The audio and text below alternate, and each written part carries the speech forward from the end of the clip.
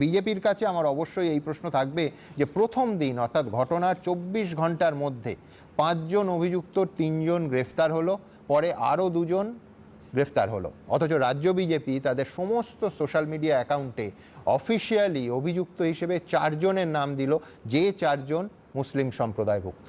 অথচ একই সঙ্গে এই ঘটনায় অভিযুক্ত এবং প্রথম দিনই গ্রেফতার হওয়া হিন্দু ছেলেটার নাম উল্লেখই করলো না। শঙ্কু, এ কি ধরনের রাজনীতি? কেন ক্রিমিনালদের নাম একই সঙ্গে সবার সামনে আসবে না? আমার প্রশ্ন রাজ্যের মুখ্যমন্ত্রী মমতা বন্দ্যোপাধ্যায়ের কাছে যে এই সম্প্রদায়ের ছেলেদের কেন আপনি সন্ধ্যাবেলা চাকরি দিতে পারেননি? এর দায় কার? আপনার নয়। হ্যাঁ, কিন্তু ৫ জনের একজনের নাম বাদ দেওয়ার দায়ও তোমাদের। কেন বাদ দেবে? ৫ জন ধর্ষণে অভিযুক্ত। এখনো পর্যন্ত তো পুলিশ সরকারিভাবে ঘোষণা করেনি, হোক তদন্ত হবে, কোর্টে আসবে, নাম আসবে যারা অপরাধী।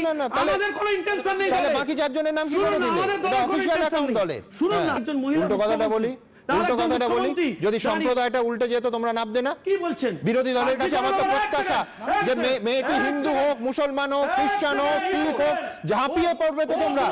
আমি বলছি দেখুন, এখান থেকে একেবারে এই যারা, আমরা কোনো বাছবিচার করছি না, ৪টে নাম যে যে সম্প্রদায়ের, ৫টি নাম যে যে সম্প্রদায়ের আমরা দেখব না। তার কারণ এটা ভয়ঙ্করতম অপরাধ।